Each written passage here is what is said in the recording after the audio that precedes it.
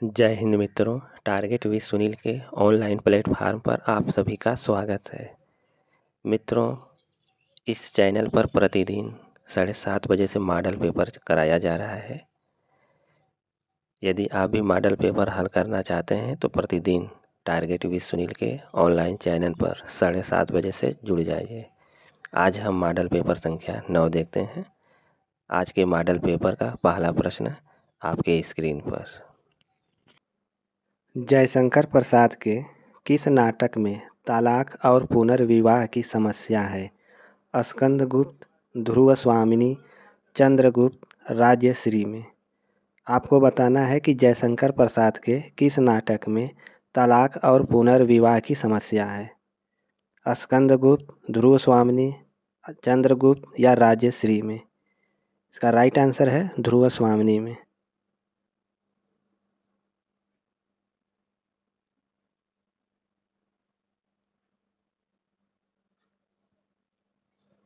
प्रश्न 2, इतिहास तिमिरनाशक पुस्तक के लेखक कौन हैं? बालकृष्ण भट्ट, बद्री नारायण चौधरी प्रेमघन, राजा शिव प्रसाद, मिश्र बंधु।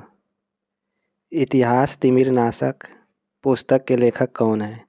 बालकृष्ण भट्ट, बद्री नारायण चौधरी प्रेमघन, राजा शिव प्रसाद या मिश्र बंधु। तो राइट आंसर है राजा शिव प्रसाद।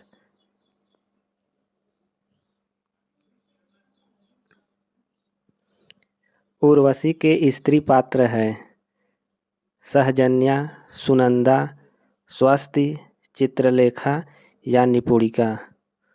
उर्वशी के स्त्री पात्र कौन कौन हैं? इसका राइट आंसर क्या होगा? सहजन्या, चित्रलेखा और निपुणिका। तो राइट आंसर है विकल्प सी।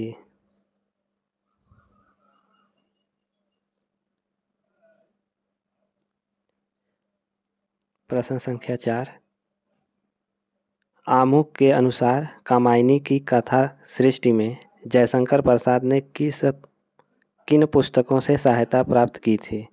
मुंडक उपनिषद, कठोपनिषद, शतपथ ब्राह्मण या छंदोग्य उपनिषद से या ऋग्वेद। नीचे दिए गए विकल्पों में से सही का उत्तर चयन कीजिए। प्रश्न संख्या 4 का राइट आंसर क्या होगा? तो राइट आंसर होना चाहिए एक विकल्प सी भी होगा। इसके बाद है डी और ई। तो राइट आंसर है विकल्प सी।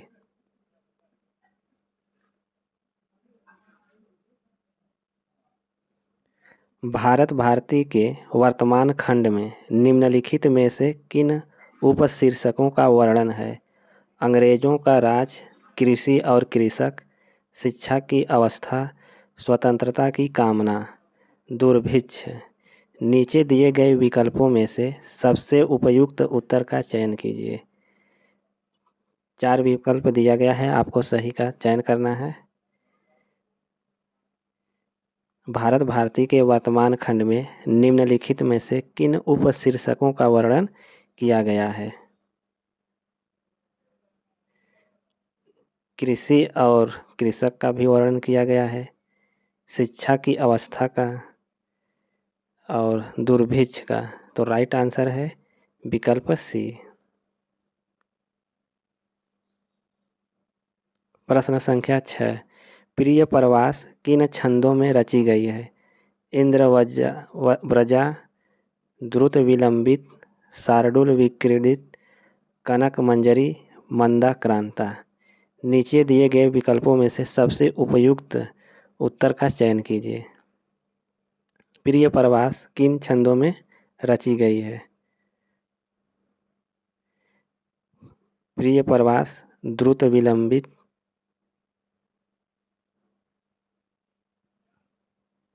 शार्दूल विक्रीडित और मंदाक्रांता। इसका राइट आंसर होगा विकल्प बी। प्रश्न 7, जिन दिन देखे वह कुसुम गई सो बीती बहार, अब अली रही गुलाब में अपत कटीली डार। यह प्रसिद्ध दोहा किस कवि का है? रसलीन, ग्वाल, बिहारी या भिखारी दास का? प्रश्न संख्या 7 का राइट आंसर क्या होगा? तो राइट आंसर है बिहारी दास।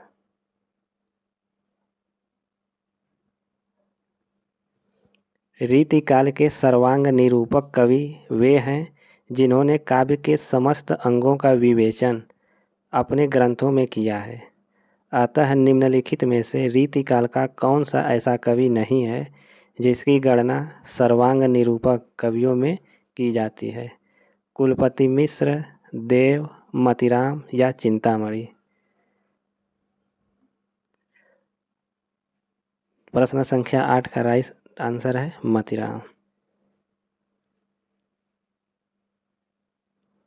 प्रश्न 9, निम्नलिखित में से कौन सा कवि सगुण भक्ति धारा का नहीं है?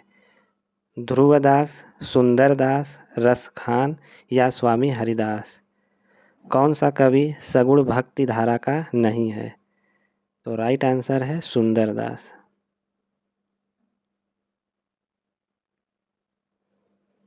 प्रश्न 10, सुरती नरती नागती सब चाहत अस होय, गोद लिए हुलसी फिरें तुलसी से सुत होय। उपर्युक्त दोहा किस कवि द्वारा रचित है? तुलसीदास, रहीमदास, स्वामी अग्रदास या नाभादास द्वारा? यह दोहा किस कवि द्वारा रचित है? तो इसका राइट आंसर है रहीमदास द्वारा।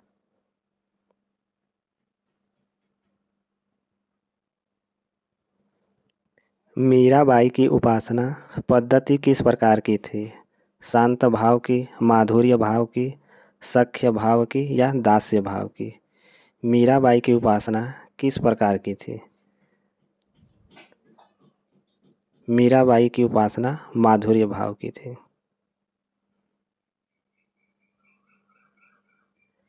प्रश्न 12, इन सिद्ध कवियों में से कौन सर्वप्रथम माने जाते हैं?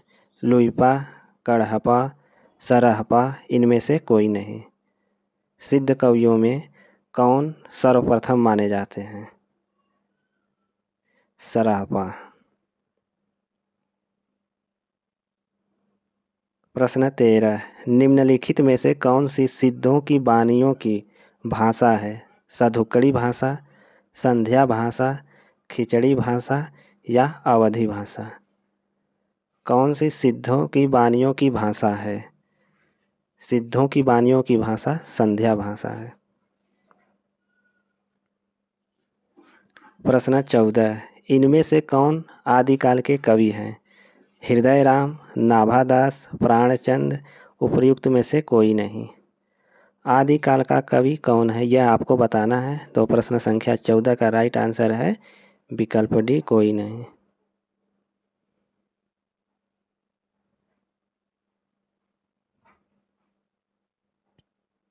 प्रश्न 15, देवगिरी को जीतकर दिल्ली आने के बाद चामुंडराय दाहिम ने पृथ्वीराज को किस बात के लिए प्रेरित किया? रेवा तट पर मृगया के लिए, रेवा नदी में नौका विहार के लिए, गुर्जर नरेश से युद्ध करने के लिए या मोहम्मद गौरी के मान भंग के लिए? प्रश्न संख्या 15 का राइट के आंसर क्या हो सकता है? इसका राइट आंसर है रेवा तट पर मृगया के लिए।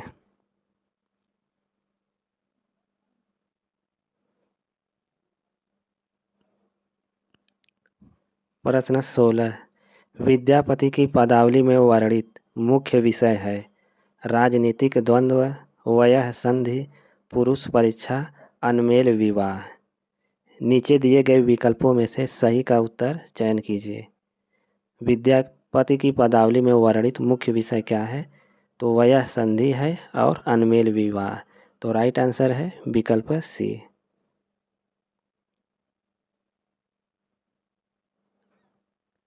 भल्ला हुआ जो मारिया, बहिड़ म्यारा कंतु, लज्जेजम तो बयसियहु, भई भग्गा घरु एंतु का तात्पर्य है हे बहना, अच्छा हुआ जो मेरा कंत मारा गया।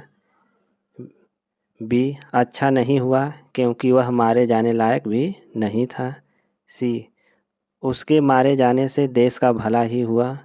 डी हे बहन, युद्ध में अपने पति के मर जाने से मैं खुश हूँ क्योंकि मैं सखियों के बीच लज्जा से बच गई। नीचे दिए गए विकल्पों में से सही उत्तर का चयन कीजिए। आपको बताना है प्रश्न संख्या 17 का राइट आंसर क्या होगा। इस दोहे का तात्पर्य है विकल्प ए, हे बहना अच्छा हुआ जो मेरा कंत मारा गया। और विकल्प डी, हे बहन युद्ध में अपने पति के मर जाने से मैं खुश हूँ क्योंकि मैं सखियों के बीच लज्जा से बच गई। तो दो विकल्प सही है, तो राइट आंसर होगा विकल्प ए।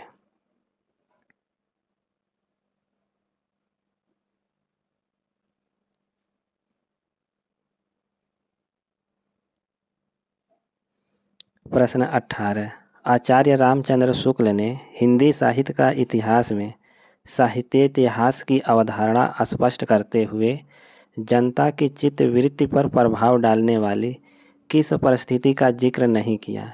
राजनीतिक, सामाजिक, सांप्रदायिक या सांस्कृतिक। प्रश्न 18 का राइट आंसर क्या होगा। इसका राइट आंसर होगा सांस्कृतिक।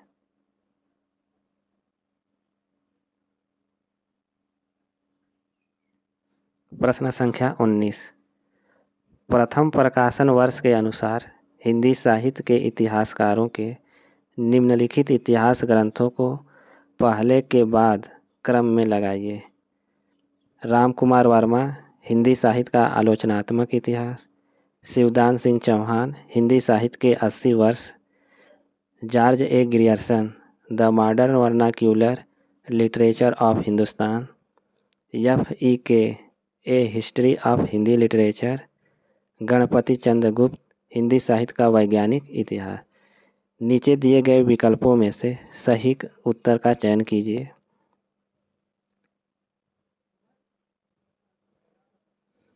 निम्न इतिहासकारों को और इतिहास ग्रंथों को उनके क्रम से लगाना है। तो प्रश्न संख्या 19 का राइट आंसर होगा विकल्प डी। पहले नंबर पाएगा सी, इसके बाद डी दूसरे नंबर पर, ए तीसरे पर और बी चौथे पर, ई पांचवे पर।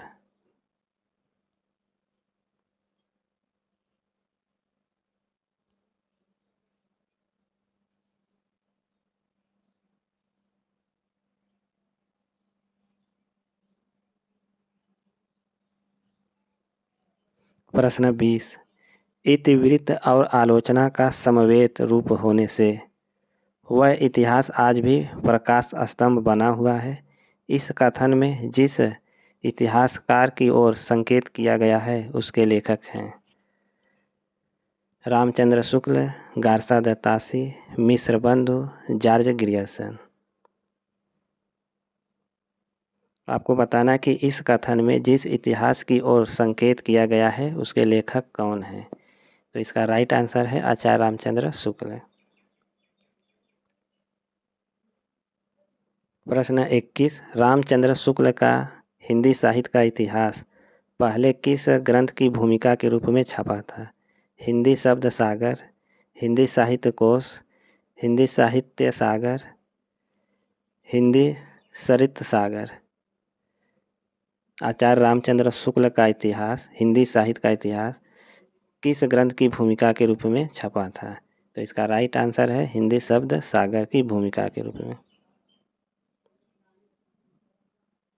प्रश्न 22, निम्नलिखित में से भारतेंदु हरिश्चंद्र की रचना नहीं है। आषाढ़ का महात्म्य, अपवर्ग पंचक, भक्ति सर्वस्व, हिंदी भाषा। आपको बताना है भारतेंदु हरिश्चंद्र जी की रचना नहीं है। तो इसका राइट आंसर है आषाढ़ महात्म्य।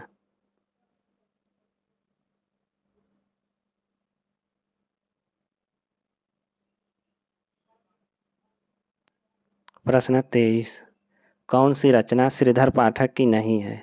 जगत सच्चाई सार, कश्मीर सुषमा, भारत गीत, गंगावतरण।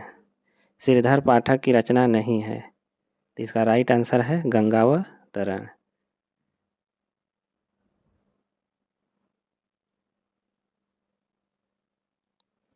प्रश्न 24।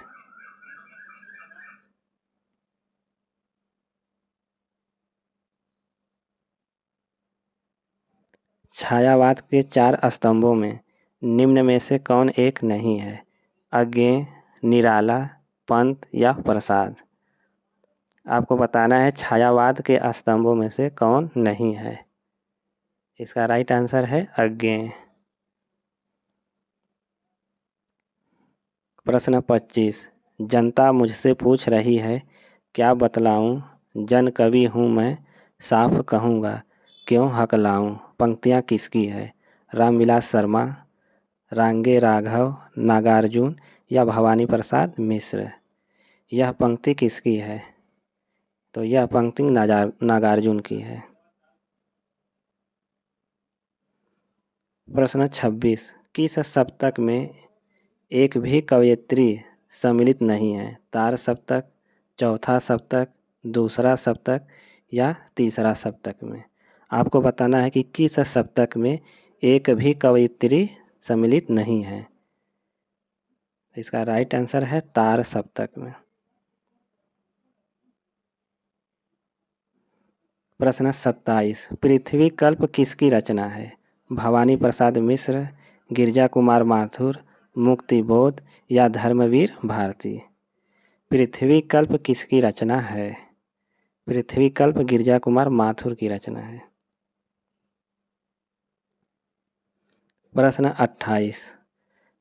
कबीर दास में जो रहस्यवाद पाया जाता है वह अधिकतर सूफियों के प्रभाव के कारण है। यह किसका कथन है? डॉक्टर पुखराज मारू, सोमप्रभ सूरी, आचार्य रामचंद्र शुक्ल या डॉक्टर नगेंद्र। आपको बताना है यह कथन किस कवि का है। यह कथन आचार्य रामचंद्र शुक्ल का है।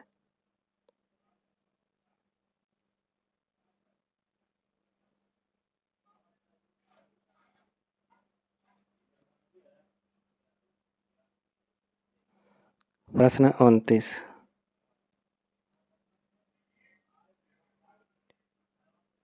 मनुआ तो दहुं दिस फिरें, यह तो सुमिरन नाही। उक्त काव्यांश किस कवि का है? सूरदास, रहीम, रसखान या कबीरदास का। यह कथन किस कवि का है? यह काव्यांश किस कवि का है? तो राइट आंसर है कबीरदास का।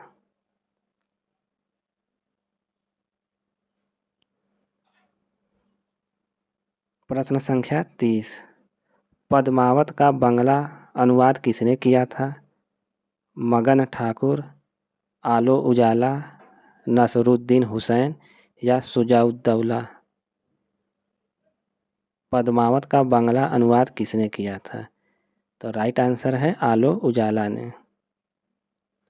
प्रश्न 31। सुदामा चरित किसकी रचना है? नंददास, कृष्णदास, नरोत्तम दास या सूरदास का। आपको बताना है कि सुदामा चरित किसकी रचना है। तो राइट आंसर है नरोत्तम दास। प्रश्न 32। चर्यापद के रचयिता कौन है? सरहपा, सबरपा, लुइपा या कुकुरिपा। चर्यापद के रचनाकार हैं सबरपा। प्रश्न 33। जे हाल मिस्की मकुन, तगा फूल दुराए नैना, बनाए बतियाँ। इस प्रसिद्ध पंक्ति के रचनाकार हैं अमीर खुसरो, कबीर, रज्जब, मलिक मोहम्मद जायसी। प्रश्न संख्या 33 का राइट आंसर क्या होगा? तो राइट आंसर है अमीर खुसरो। जितने भी मित्र चैनल से जुड़े हैं सबसे पहले वीडियो को लाइक कर दें। जो मित्र अभी अभी जुड़े हैं वो भी वीडियो को लाइक कर दें और चैनल को सब्सक्राइब कर लें और इसका लिंक अपने मित्रों को शेयर कर दें। मित्रों, आपका एक लाइक ही हमें ऊर्जावान बनाता है जिससे हम बेहतर से बेहतर कार्य कर सकें। तो आप ज़रूर लाइक करें, जितने भी नहीं किए हैं लाइक अभी कर दें। नाथ संप्रदाय के प्रवर्तक इनमें से कौन थे? गोरखनाथ, महानाथ, चरपटनाथ या नेमिनाथ? नाथ संप्रदाय के प्रवर्तक कौन थे? तो इसका राइट आंसर है गोरखनाथ। प्रश्न 35। किस कवि के आश्रयदाता महाराज शिवाजी तथा छत्रसाल बुंदेला थे? देव, मतीराम, कबीर या भूषण? आपको बताना है कि किस कवि के आश्रयदाता महाराज शिवाजी तथा छत्रसाल बुंदेला थे। इसका राइट आंसर है भूषण के। प्रश्न 36। अमी हलाहल मद भरे श्वेत श्याम रतनार जियत मरत झुक झुक परत जेहि चितवत इक बार। कवि रसलीन द्वारा रचित यह दोहा उनकी किस कृति में संग्रहित है? रस प्रबोध, अंग दर्पण, रस प्रबोध और अंग दर्पण दोनों में, इनमें से किसी में नहीं। प्रश्न संख्या 36 का राइट आंसर है अंग दर्पण।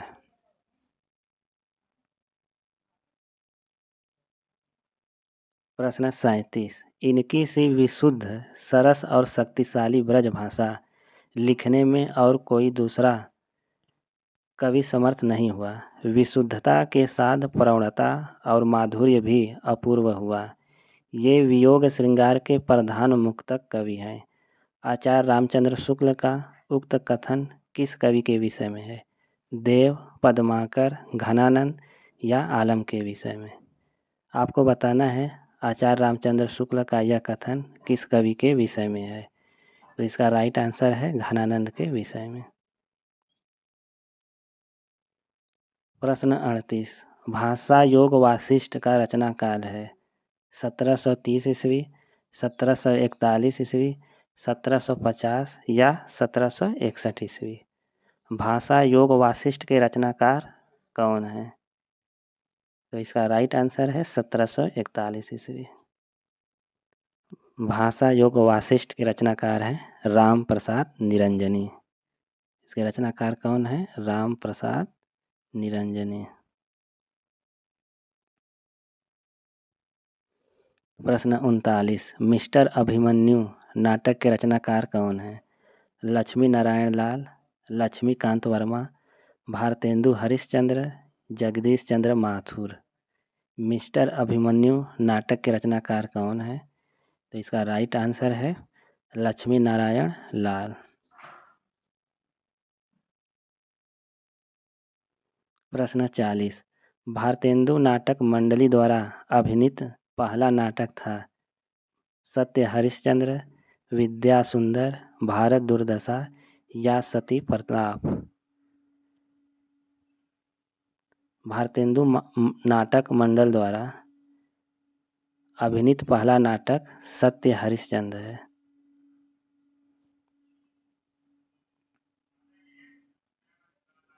प्रश्न 41। मैला आंचल उपन्यास का कथा क्षेत्र निम्न में से कौन सा है? लखनऊ, दरभंगा, बनारस या बिहार? प्रश्न संख्या 41 का आंसर बताइए। मैला आंचल उपन्यास का कथा क्षेत्र कौन सा है? तो राइट आंसर है बिहार। प्रश्न 42। एक ही कथानायक चेतन उपेंद्र नाथ के कई उपन्यासों का केंद्रीय पात्र है। उनके किस उपन्यास का नायक चेतन नहीं है?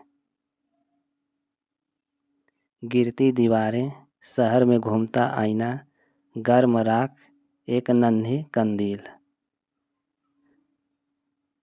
प्रश्न संख्या 42 का सही आंसर होगा विकल्प सी गर्म राख।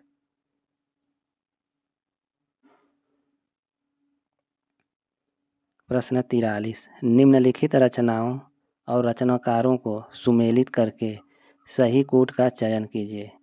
रचनाएं और रचनाकार।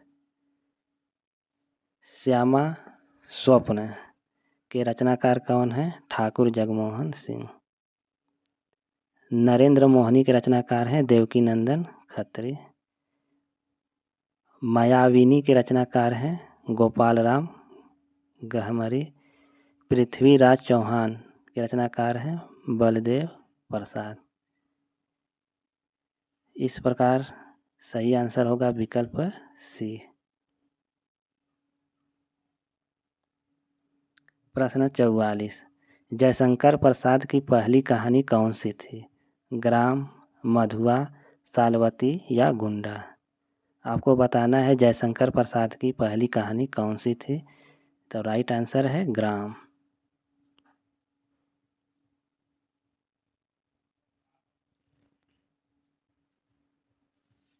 प्रश्न 45, निम्नलिखित में से ओम प्रकाश वाल्मीकि का कहानी संग्रह है? दीवा स्वप्न, नमक का कैदी, छतरी या अपाहिज? ओम प्रकाश वाल्मीकि का कहानी संग्रह कौन सा है? तो इसका राइट आंसर है छतरी।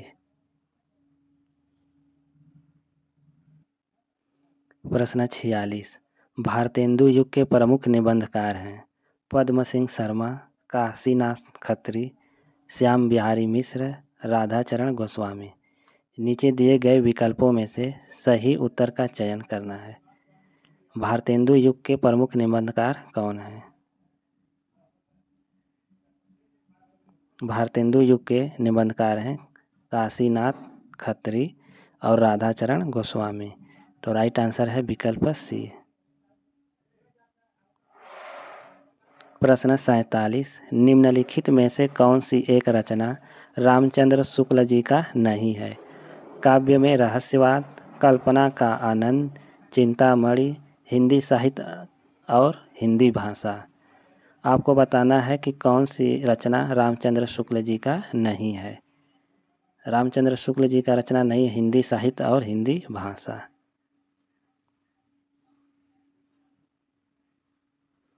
प्रश्न 48, निम्नलिखित में से एक कृति आत्मकथा नहीं है? सहचर और समय, यौवन के द्वार पर, अग्नि सेतु, मेरे साथ जन्म। आपको बताना है कि कौन इसमें से एक आत्मकथा नहीं है। तो आत्मकथा नहीं है अग्नि सेतु। अग्नि सेतु एक जीवनी विधा है। कौन सी विधा है? जीवनी। अग्नि सेतु के रचनाकार कौन है? विष्णुचंद्र शर्मा। प्रश्न 49, लगता नहीं है दिल मेरा किसकी आत्मकथा है? रामनाथ त्रिपाठी, कृष्णा अग्निहोत्री, रामदरस मिश्र या मन्नू भंडारी का? लगता नहीं है दिल मेरा, यह आत्मकथा किसकी है? तो राइट आंसर है कृष्णा सोबती का।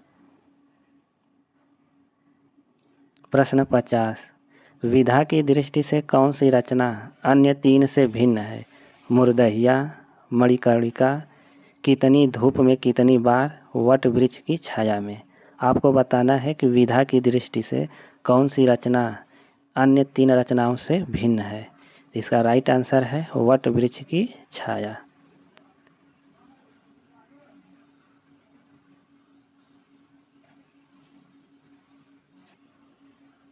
प्रश्न 51, मनीषी की लोक यात्रा किसकी जीवनी है? प्रेमचंद की, निराला की, कविनाथ गोपीराज या शरत चंद्र की? मनीषी की लोक यात्रा किसकी जीवनी है? मनीषी की लोक यात्रा कविनाथ गोपीराज की रचना है।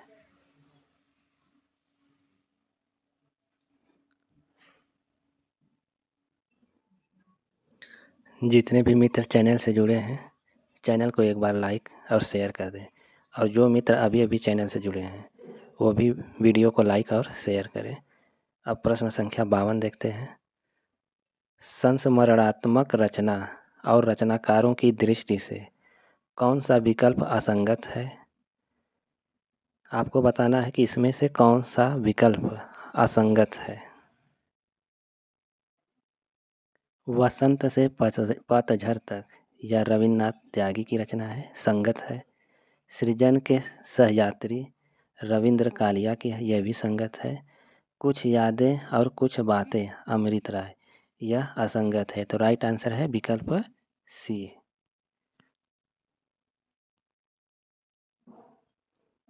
प्रश्न 53, महादेवी वर्मा द्वारा लिखित पथ के साथी में निम्नलिखित में से किस साहित्यकार का संस्मरण नहीं है?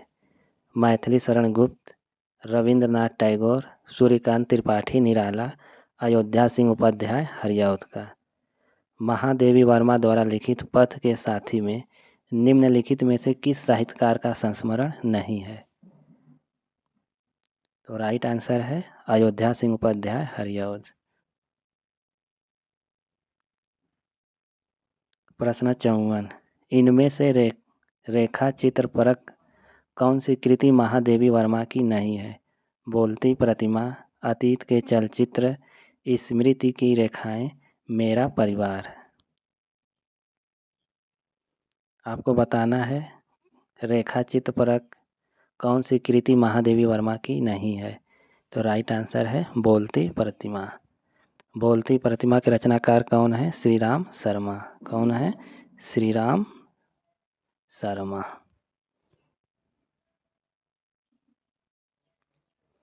प्रश्न 55, रेखा चित्र की विशेषता किसमें होती है? तीव्रता, विस्तार, चपलता या संवेगता में? आपको बताना है रेखा चित्र की विशेषता किसमें होती है? तो राइट आंसर है तीव्रता में। प्रश्न 56, ब्रेख्त और एक उदास नगर शीर्षक अध्याय किस पुस्तक में है? सुधिया उस चंदन के वन की, याद हो कि न याद हो, चीड़ों पर चांदनी, अपनी खबर। आपको बताना है ब्रेख्त और एक उदास नगर शीर्षक अध्याय किस पुस्तक में है? तो राइट आंसर है चीड़ों पर चांदनी में। प्रश्न 57, पैरों में पंख बांधकर यात्रा वृत्तांत के लेखक हैं? राम वृक्ष बेनीपुरी, रांगे राघव, भगवत शरण उपाध्याय, राहुल साकृत्यायन। पैरों में पंख बांधकर यह यात्रा वृत्तांत के लेखक कौन है? तो इसका राइट आंसर है राम वृक्ष बेनीपुरी।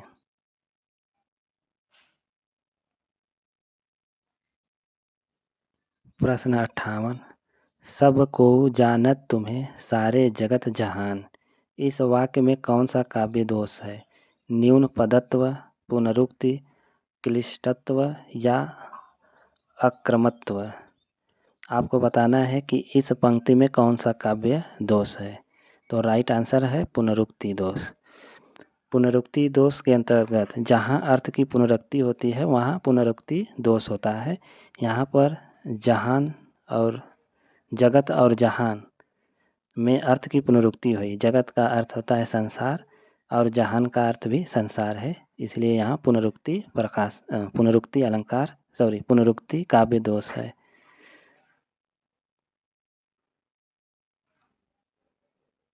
प्रश्न 59, आचार्य मम्मट ने काव्य गुण माने हैं 10, 3, 15 या 8। आपको बताना है आचार्य मम्मट ने कितने काव्य दोष माने हैं? आचार्य मम्मट ने कितने काव्य दोष माने हैं? तो राइट आंसर है 3।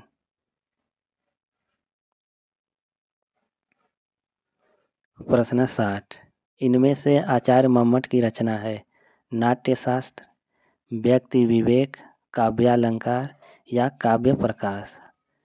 आचार्य मम्मट की कौन सी रचना है? आचार्य मम्मट की रचना है काव्य प्रकाश।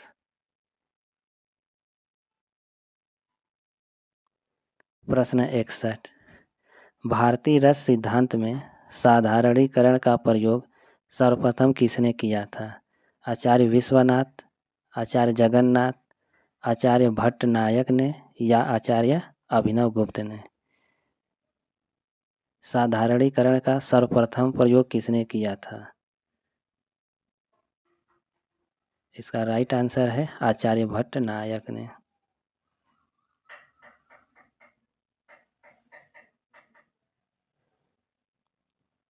प्रश्न संख्या 62, विषय द्वारा की गई क्रियाएं और वह स्थान जो रस निष्पत्ति में सहायक होते हैं उन्हें क्या कहते हैं? आलंबन विभाव, अनुभाव, अस्थाई भाव, उद्दीपन विभाव, विषय द्वारा की गई क्रियाएं और वह स्थान जो रस निष्पत्ति में सहायक होते हैं उन्हें क्या कहते हैं? तो राइट आंसर है उन्हें उद्दीपन विभाव कहते हैं।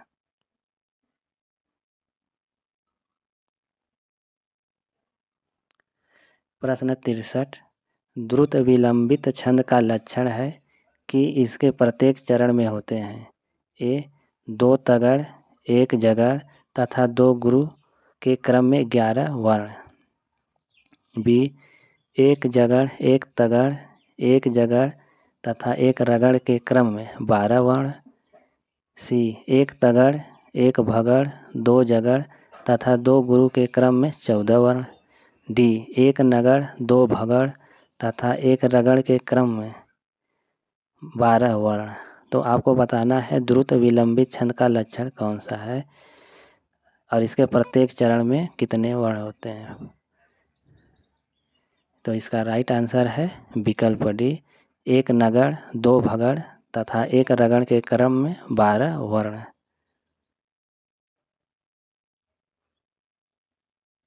प्रश्न 64, इंद्र वज्रा छंद के एक चरण में कितने वर्ण होते हैं? 11, 12, 13 या 14। इंद्र वज्रा छंद के एक चरण में कुल 11 वर्ण होते हैं। प्रश्न 65, पड़ी थी बिजली सी विकराल, लपेटे थे घन जैसे बाल। इस पंक्ति में कौन सा अलंकार है? उपमा अलंकार, रूपक अलंकार, विवक्षा अलंकार या संदेह अलंकार। आपको बताना है कि इस पंक्ति में कौन सा अलंकार होगा। इस पंक्ति में उपमा अलंकार है। प्रश्न 66, आगे नदियाँ पड़ी अपार, घोड़ा कैसे उतरे पार। राणा ने सोचा इस पार, तब तक घोड़ा था उस पार में कौन सा अलंकार है? रूपक, अतिशयोक्ति, उपमा या मानवीकरण। आपको बताना है कि इस पंक्ति में कौन सा अलंकार है। तो राइट आंसर है अतिशयोक्ति अलंकार। अतिशयोक्ति अलंकार वहाँ होता है जब किसी विषय का वर्णन बढ़ा चढ़ाकर किया जाता है तो वहाँ पर अतिशयोक्ति अलंकार होता है।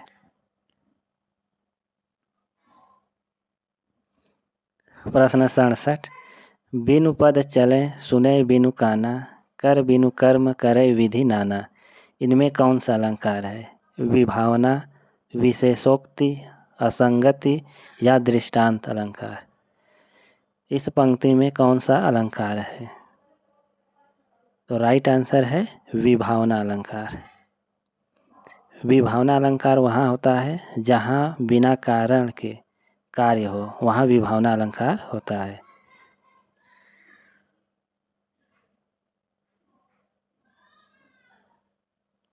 प्रश्न 68, हिंदी इसी मिट्टी की बोली है और अरबी या फारसी से अधिक जनमानस के निकट है। किस भाषाविद का मत है? ग्रियर्सन, 1901 की जनगणना की रिपोर्ट, फैलन या रिचर्ड्स का। यह मत किसका है? तो राइट आंसर है फैलन का।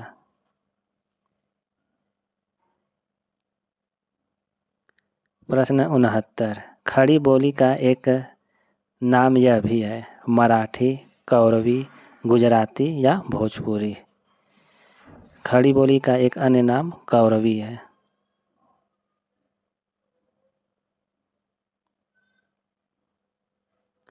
प्रश्न 70, प्राचीन भारतीय सिक्कों पर कौन सी लिपि अंकित है? देवनागरी, कौटिल्य, कुटिल या ब्राह्मी लिपि। प्राचीन भारतीय सिक्कों पर कौन सी लिपि अंकित है? तो राइट आंसर है ब्राह्मी लिपि।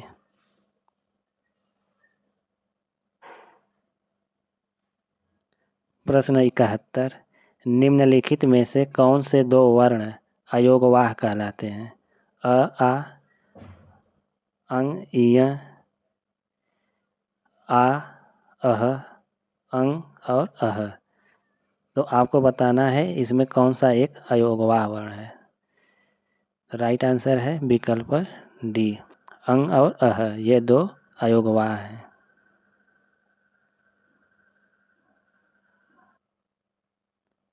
प्रश्न 72, हिंदी के स्पर्श घोष महाप्राण ओष्ठ व्यंजन ध्वनि है। 4 विकल्प दिया गया है, आपको बताना है कि इन विकल्पों में से हिंदी का स्पर्श घोष महाप्राण और ओष्ठ व्यंजन ध्वनि कौन है। तो इसका राइट आंसर है विकल्प ए भ।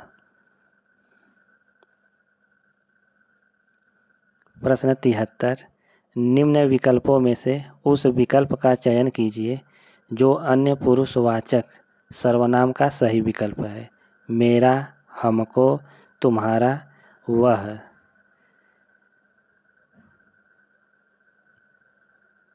इसका राइट आंसर है विकल्प डी, वह। प्रश्न 74, कविता का मर्म में कौन सी विभक्ति है। षष्ठी, प्रथमा, तृतीया या सप्तमी। कविता का मर्म में कौन सी विभक्ति है। तो राइट आंसर है षष्ठी विभक्ति।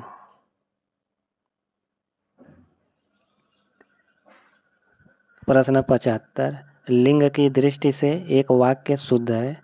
चाय फीका है, दही खट्टा है, चांदी सोने से कम महंगा है, मिश्री मीठा है। लिंग की दृष्टि से एक वाक्य शुद्ध है। तो राइट आंसर है विकल्प बी, दही खट्टा है। यह लिंग की दृष्टि से वाक्य शुद्ध है क्योंकि दही पुल्लिंग शब्द है।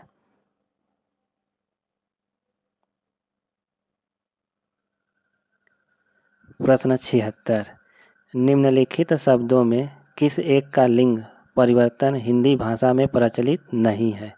चाचा, बहन, कोयल या भैंसा। निम्नलिखित शब्दों में एक का लिंग परिवर्तन हिंदी भाषा में प्रचलित नहीं है। तो इसका राइट आंसर है कोयल। प्रश्न 77, किस वाक्य में एक वचन का प्रयोग हुआ है। लड़के बोले, लड़के ने कहा, लड़कों ने कहा, लड़के ने लड़कों से कहा। आपको बताना है कि किस वाक्य में एक वचन का प्रयोग हुआ है।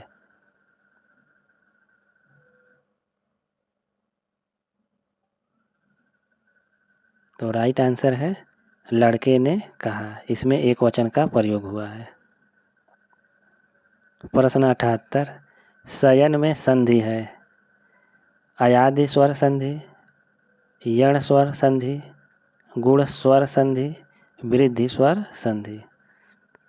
शयन में संधि है, शयन में कौन सी संधि है।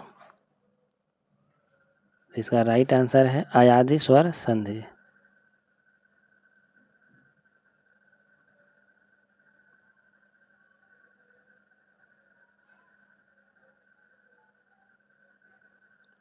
प्रश्न 79, नीचे दिए गए शब्द में प्रयुक्त संधि भेद का सही विकल्प चुनिए। जगन्नाथ, जगधननाथ, जगन्नाधनथ, जगनधननाथ, जगतधननाथ। आपको बताना है कि शब्द में प्रयुक्त संधि भेद का सही विकल्प क्या है। तो इसका राइट आंसर है जगतधननाथ।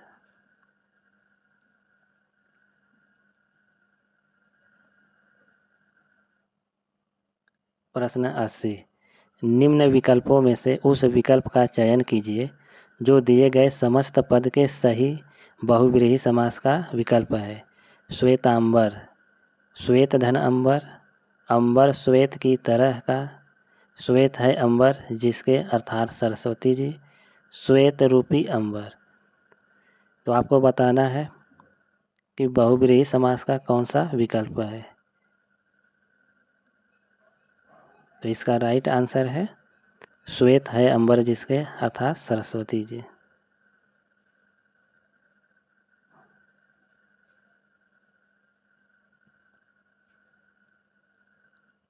प्रश्न 81, ऋण मुक्त शब्द में कौन सा समास है? संबंध तत्पुरुष, संप्रदाय संप्रदान तत्पुरुष, अधिकरण तत्पुरुष, अपादान तत्पुरुष। ऋण मुक्त में कौन सा समास है? ऋण मुक्त में अपादान तत्पुरुष समास है।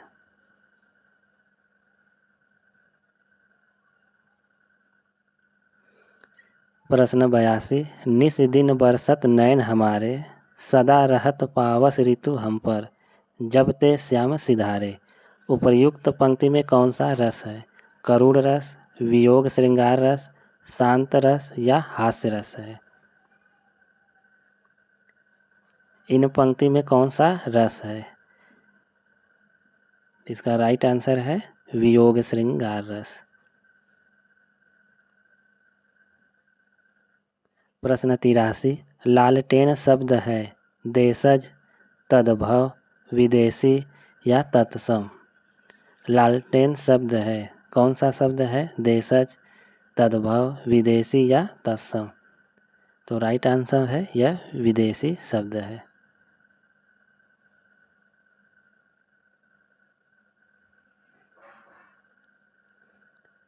प्रश्न 84, व्युत्पत्ति की दृष्टि से शब्दों को कितने वर्गों में बांटा जाता है?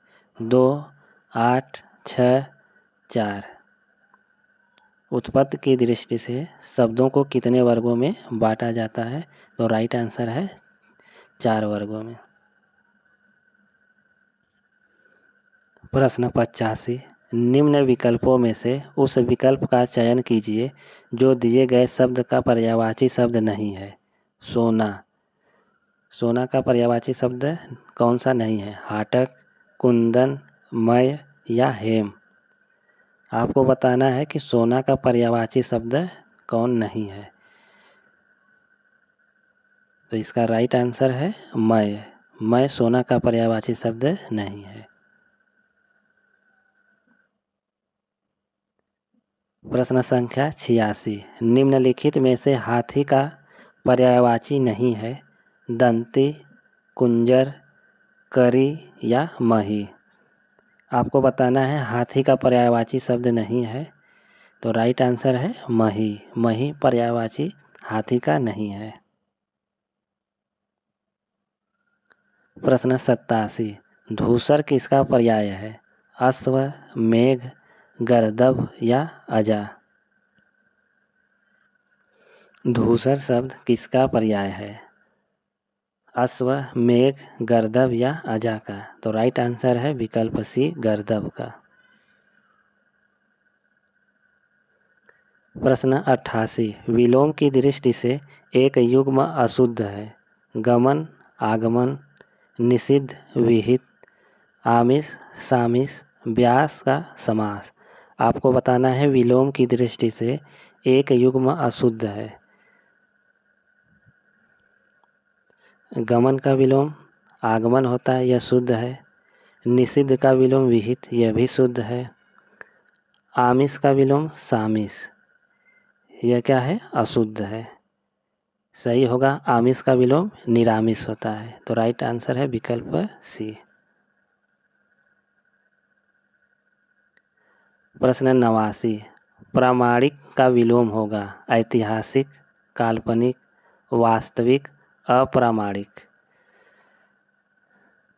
प्रामाणिक का विलोम क्या होगा? तो इसका राइट आंसर है अप्रामाणिक।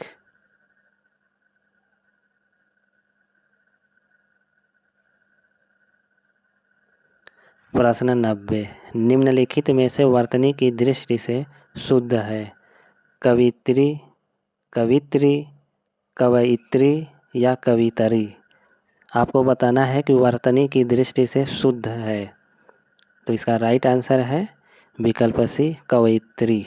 यह वर्तनी की दृष्टि से शुद्ध है।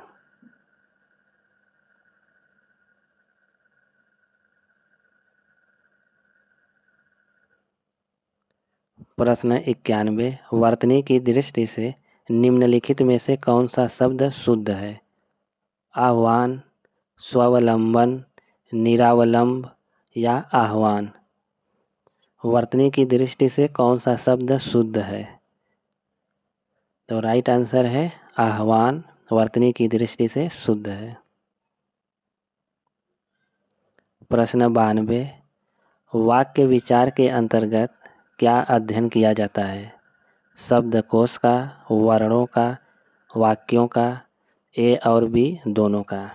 आपको बताना है कि वाक्य विचार के अंतर्गत किसका अध्ययन किया जाता है।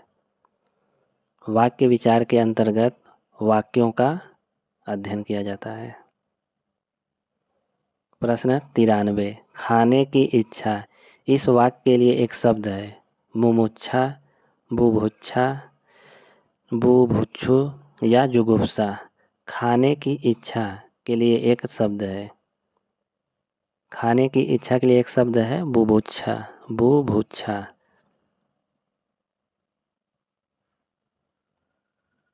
प्रश्न 94, अजेय का अर्थ है जिसे जाना न जा सके, जिसे जाना जा सके, जिसे जीता न जा सके, जिसे जीता जा सके। तो अजेय का अर्थ है, अजेय का अर्थ होगा जिसे जीता न जा सके।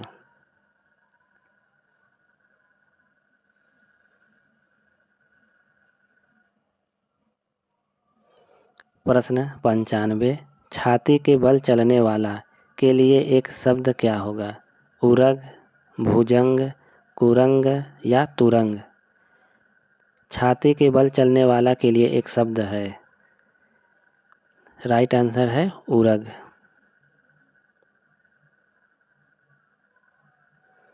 प्रश्न 96, तन पर नहीं लगता पान खाए अलबत्ता।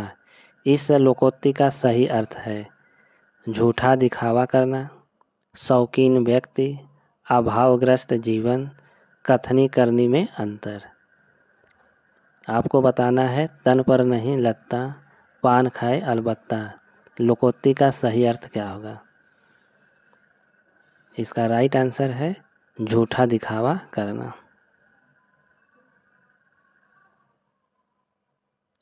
प्रश्न 97, अतड़ियों में बल पड़ना मुहावरे का अर्थ है आंतों की बीमारी हो जाना, हंसते हंसते पेट में पीड़ा हो जाना, पेट में आंतों का न होना, मन में किसी प्रकार की शंका होना।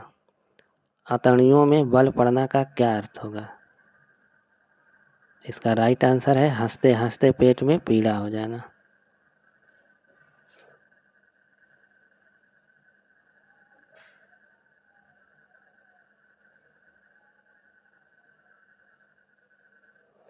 प्रश्न 98, खेत रहना मुहावरे का अर्थ है युद्ध में शहीद होना, कानूनी विवाद से जमीन का बच जाना, जमीन बिक जाना, जमीन खरीदना। आपको बताना है खेत रह जाना मुहावरे का क्या अर्थ है। खेत रहना मुहावरे का अर्थ क्या है? तो राइट आंसर है युद्ध में शहीद होना। प्रश्न 99, महाकवि कालिदास विरचित कुमार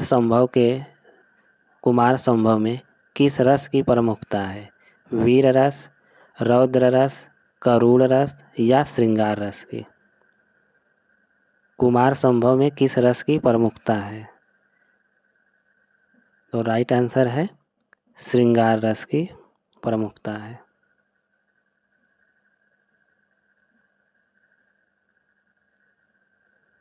कुमार 10 कुमार चरित किसकी रचना है? कालिदास, दंडी, भवभूति या भास का। यहाँ मास लिखा है, भास होना चाहिए।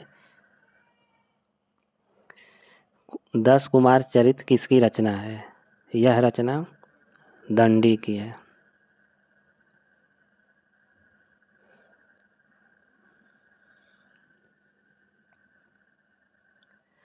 प्रश्न 101, संस्कृत काव्य में पद लालित के लिए किसकी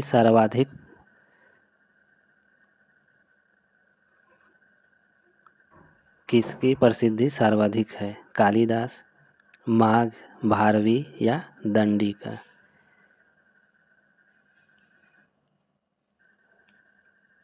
पद लालित के लिए सर्वाधिक प्रसिद्ध हैं दंडी।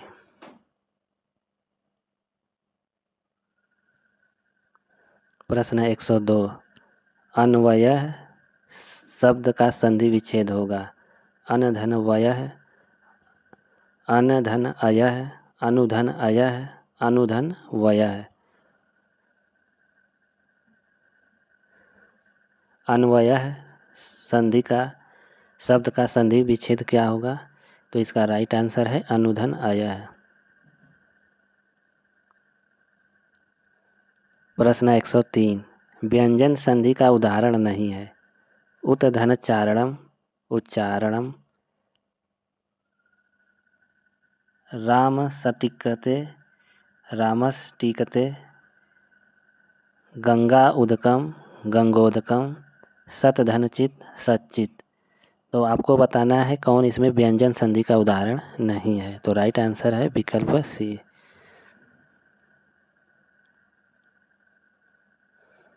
प्रश्न 104 निम्नलिखित में से किस शब्द में पंचमी तत्पुरुष समास है?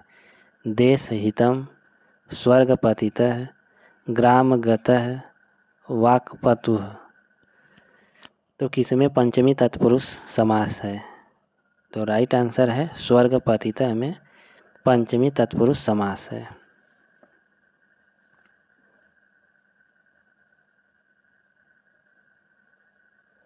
प्रश्न 105 प्रसूतः में विभक्ति तथा वचन है। प्रथमा विभक्ति बहुवचन, द्वितीया विभक्ति एकवचन, तृतीया विभक्ति एकवचन, तृतीया विभक्ति बहुवचन।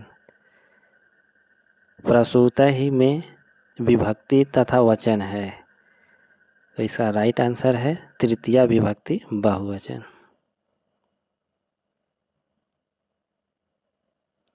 प्रश्न 106 सरिते शब्द रूप में कौन सी विभक्ति है?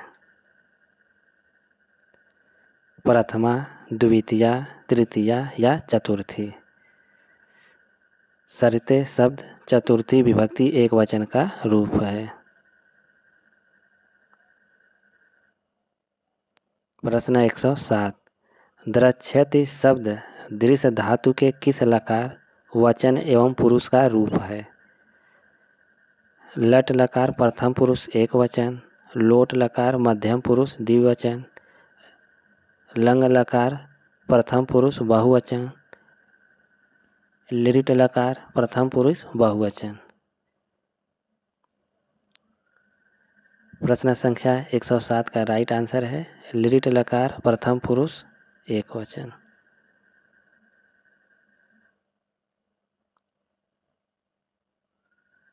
प्रश्न 108 निम्नलिखित वाक्यों में शुद्ध है। मातरम नीलीयते कृष्णः, मातरि नीलीयते कृष्णः, मातुर नीलीयते कृष्णः, मात्रा नीलीयते कृष्णः। तो आपको बताना है कि इस वाक्य में कौन सा शुद्ध है। शुद्ध वाक्य है मातुर नीलीयते कृष्णः, विकल्प सी।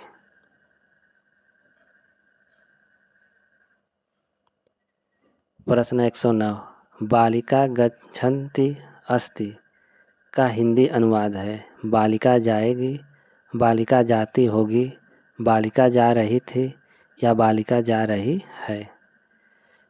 प्रश्न संख्या 109 का राइट आंसर है बालिका जा रही है, यह सही अनुवाद है। प्रश्न 110 राजनीति ही मनुष्यों के लिए सब कुछ नहीं है। राजनीति के पीछे नीति से भी हाथ न धो बैठे, जिसका विश्व मानव के साथ व्यापक संबंध है। राजनीति की साधारण छलनाओं से सफलता प्राप्त करके क्षण भर के लिए तुम अपने को चतुर समझने की भूल कर सकते हो। ध्रुव स्वामिनी नाटक का उक्त संवाद किसके लिए कहा गया है? मंदाकिनी, ध्रुव स्वामिनी, कोमा या मिहिर देव के लिए? आपको बताना है ध्रुव स्वामिनी नाटक का यह संवाद किसके लिए कहा गया है। तो राइट आंसर है मिहिर देव के लिए।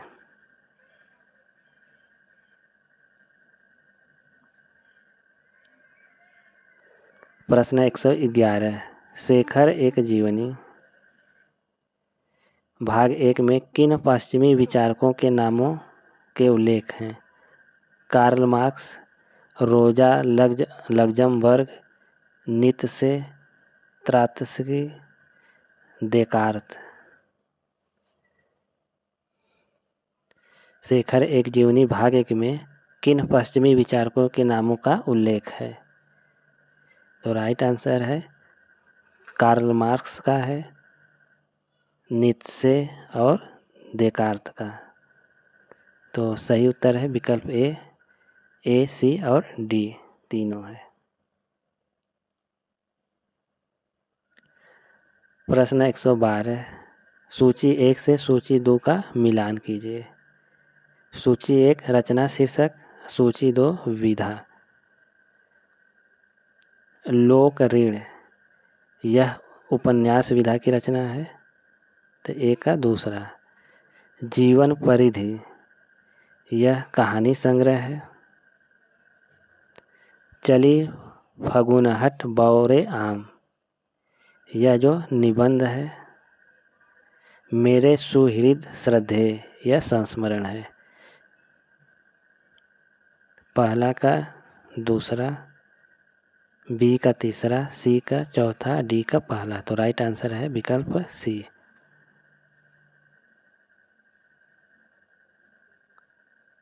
प्रश्न 113, उसने कहा था कहानी के आधार पर उपयुक्त कथन है। उसने कहा था कहानी के आधार पर उपयुक्त कथन है। ए, लाहौर के बम्बू कार्ट वालों की बोली मरहम लगाने का काम करती है। बी, वजीरा सिंह पलटन का विदूषक था। वह बाल्टी से गंदला पानी फेंकते हुए जर्मनी के बादशाह का तर्पण करने लगता है। सूबेदारनी ने अपने पति और बेटों को बचाने की गुहार लगाई। डी, लहना सिंह दिया सलाई से सिगरेट जलाकर पीने लगा। ई, लहना सिंह ने नंबर 77 राइफल्स में जमादार हो गया। नीचे दिए गए विकल्पों में से सही उत्तर का चयन कीजिए।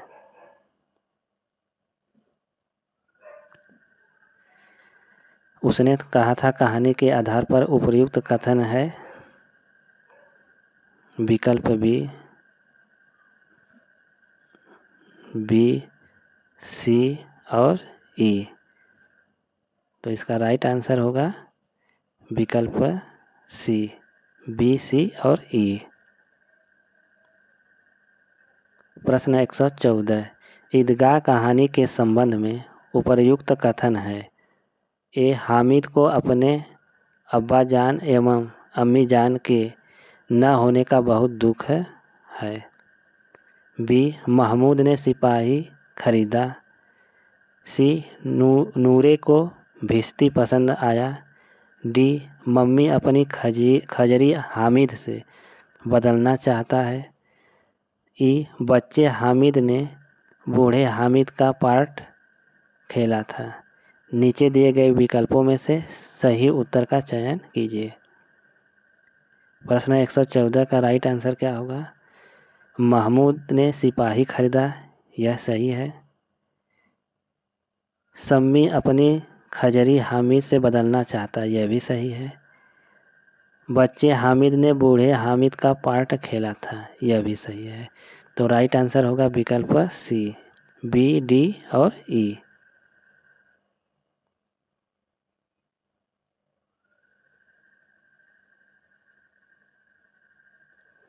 प्रश्न 115, अमृतसर आ गया कहानी में किस स्टेशन के बाद हिंदू सिख मुसाफिरों की चुप्पी गहरी हो गई? अमृतसर, वजीराबाद, जेहलम, हरबंसपुरा। अमृतसर आ गया कहानी में किस स्टेशन के बाद हिंदू सिख मुसाफिरों की चुप्पी गहरी हो गई? तो राइट आंसर है वजीराबाद स्टेशन के बाद। प्रश्न 116, आत्मचेतस का भाव तो संपूर्ण भारतीय नवजागरण में है। यही चेतना भारतीय अस्मिता सांस्कृतिक अस्मिता की पहचान है। भारतेंदु ने इसी आत्मचेतस को समष्टि चेतस की ओर उन्मुख किया। यह कथन किस इतिहासकार का है? रामचंद्र शुक्ल, बच्चन सिंह, रामस्वरूप चतुर्वेदी, रामचंद्र तिवारी। आपको बताना है कि यह कथन किस इतिहासकार का है।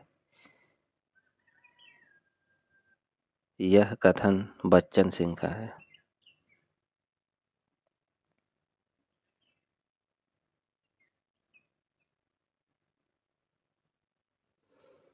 प्रश्न 117।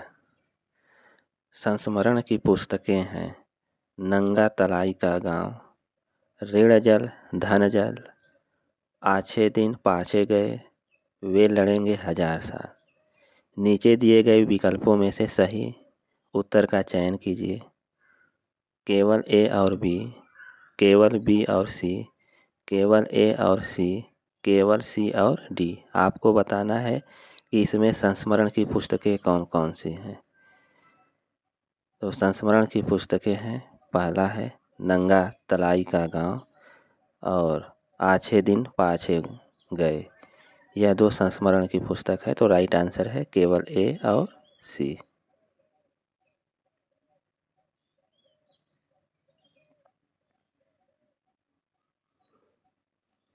प्रश्न 118। सूची 1 को सूची 2 से सुमेलित कीजिए। सूची 1 में रेखा चित्रों के मुख्य पात्र, सूची 2 में सहयोगी पात्र दिया गया है। सरयू भैया का सहयोगी पात्र है गंगो भाई।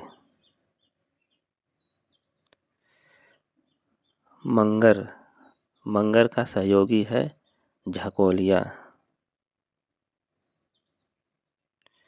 रजिया का सहयोगी है हसन और देव का सहयोगी है कुनकुन। यहाँ देखेंगे ए का तीसरा है, यहाँ ए का तीसरा दिया गया है, बी का चौथा, सी का पहला, डी का दूसरा। तो राइट आंसर है विकल्प ए।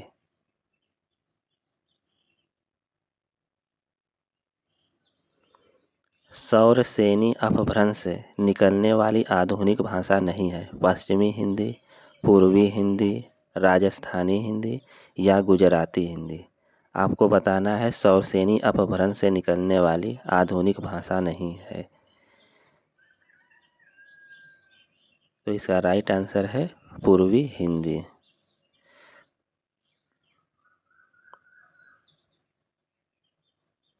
प्रश्न 120। निम्नलिखित में ह्रस्व स्वर नहीं है, अ, ई, ए या उ। प्रश्न संख्या 20 का राइट आंसर होगा ए।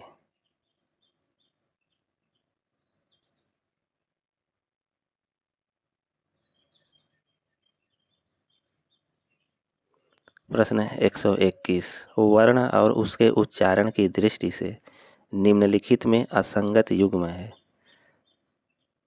छ तालव्य, ठ मूर्धन्य, ग दंत्य, भ ओष्ठ्य। आपको बताना है उच्चारण, वर्ण और उच्चारण की दृष्टि से निम्नलिखित में असंगत युग्म है। तो राइट आंसर है ग दंत्य, यह असंगत है।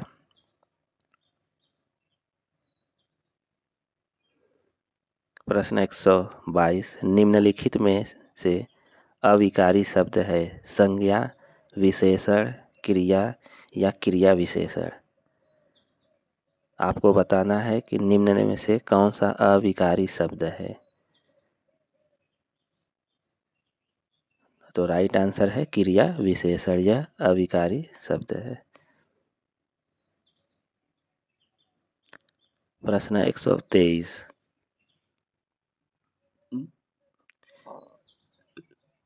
क्रिया के संबंध में निम्नलिखित तथ्य है। ए, जिस क्रिया का फल कर्म पर नहीं कर्ता पर पड़ता है उसे सकर्मक क्रिया कहते हैं। बी, जो क्रियाएं वाक्य के अंत में रहकर वाक्य को समाप्त करती हैं वे समापिका क्रियाएं कहलाती हैं। जिस शब्द के प्रयोग द्वारा किसी वस्तु के विषय में विधान किया जाता है उसे क्रिया कहते हैं। डी, आकर्मक क्रिया में किसी कर्म का होना अनिवार्य है। ई, क्रिया के मूल अंश को धातु कहते हैं। नीचे दिए गए विकल्पों में से सही उत्तर का चयन करना है।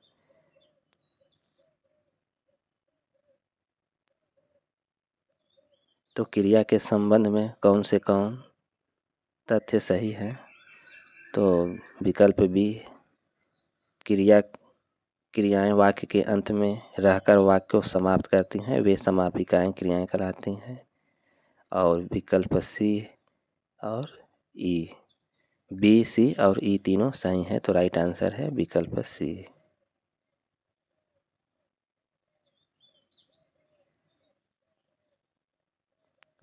प्रश्न 124, निम्नलिखित विकल्पों में से शब्द की शुद्ध वर्तनी वाले शब्द का चयन कीजिए। दर्पण, दर्पण, दर्पण, दर्पण। आपको बताना है शुद्ध वर्तनी वाला शब्द कौन सा है। तो शुद्ध वर्तनी वाला शब्द है दर्पण। प्रश्न 125, निम्नलिखित में गुण संधि वाला शब्द नहीं है। महोदय, महर्षि, मतैक्य या उमेश। तो कौन सा गुण संधि वाला उदाहरण नहीं है? तो राइट आंसर है मतैक्य। मतैक्य संधि विच्छेद होगा मत धन ऐक्य।